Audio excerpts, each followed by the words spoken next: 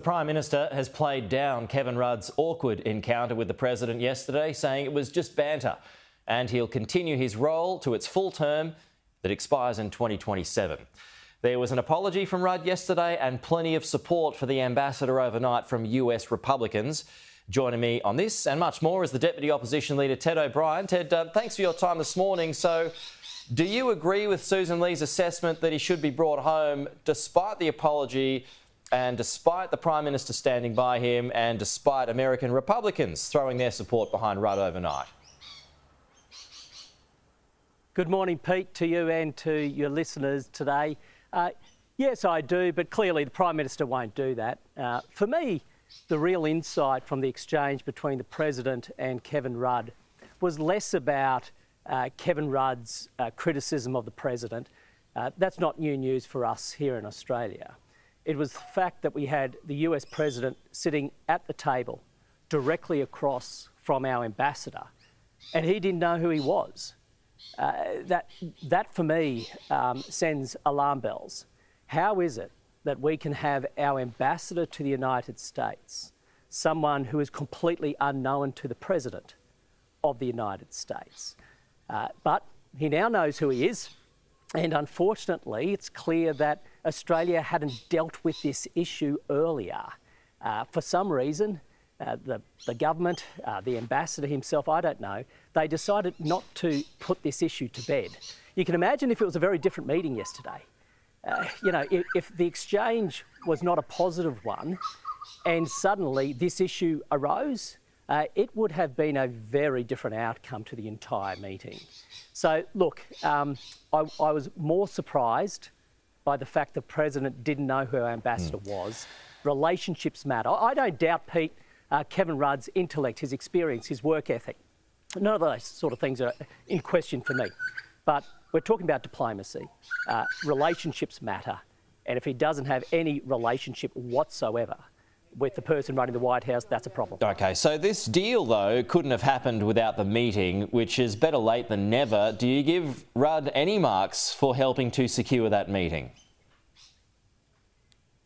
Oh, look, there's no doubt that whether it be the ambassador, whether it be the entire DFAT team, there's an army of people who do great work for us in the public service, including in our foreign diplomacy.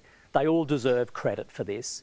This is all about Team Australia. And Pete, so much as I criticise Anthony Albanese, for good reason, by the way, on a lot of things, when a Prime Minister goes overseas, they really have the best wishes of all Australians. Our Prime Minister is the Australian Prime Minister, not the Labor Prime Minister when they're overseas. And that also goes for everyone in the public service. They've done a good job here and they deserve credit. With more time to pick over the deal, what questions do you have about it this morning, Ted?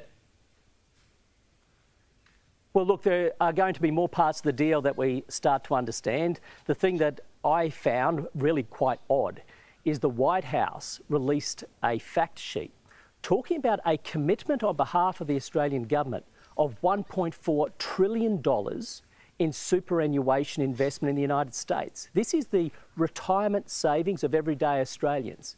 How is it you have the Australian government making a commitment on how those savings are spent? You know, Pete, there's a problem with that. Right, but isn't the American market the biggest, though? Wouldn't you want the investments to be there, therefore getting more returns for investors in super?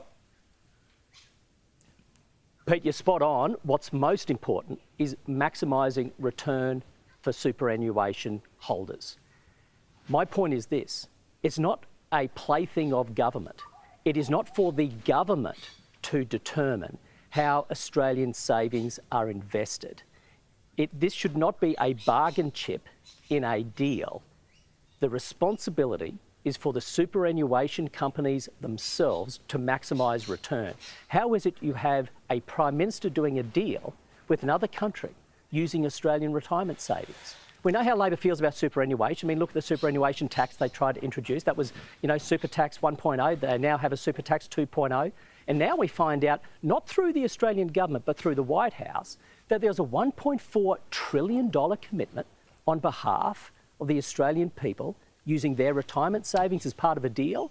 So I think the Australian government needs to explain that part of the deal. Why is it being kept a secret? Let's get to your house, Ted. Matt Canavan said on this show yesterday that the coalition needs to have it out on net zero. Cameron Redden, our reporter in Canberra, spoke about these meetings that will be taking place next week. He was the one to break that story. So will you be attending those meetings next week?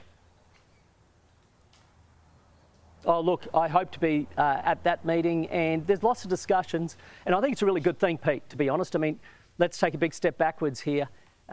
If Australia botches energy, our entire economy is botched. We can't get this wrong. And right now, the Albanese government is failing in this area, which is why we are taking it so seriously as a coalition. So there's a report in the AFR today that suggests two live options. One, you commit to net zero but push the date back. Or two, keep 2050 but rely on carbon capture and storage and nuclear to achieve it can be, to ensure it can be achieved, I should say. So which one is more likely in your view? Oh, Pete, honestly, they are probably two of God knows how many options that need to be considered, and they'll be all thrashed out because it is important. We're having this robust debate. You never see such a debate in the Labor Party. They all follow Chris Bowen like a false prophet that he is. Different in the Liberal Party, different in the National Party. We'll have all these discussions. This is how you get to good policy. And Australians can be assured that once we do settle on a policy, it's after this robust debate, which is why our policy and our governance is always better than the Labor Party's. OK, Ted O'Brien, good to have you with us as always. Thank you.